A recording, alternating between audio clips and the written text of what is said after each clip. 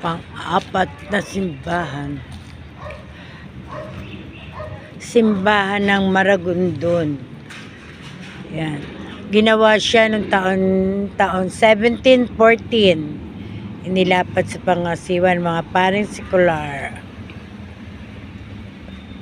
Hindi tayo nakakuha lahat sana ng ganun. Ganito. Ayan.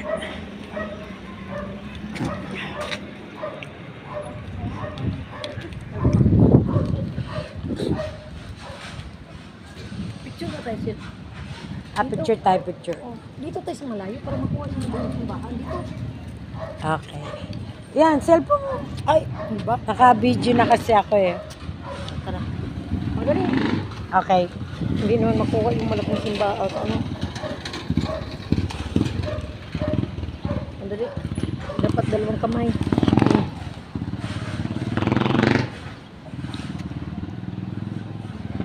Yan. Hindi nakuha yung simbahan. Doon tayo sa gitna na magpapicture. Para makuha ang cool view. Mm-hmm. Sino ba Pwede.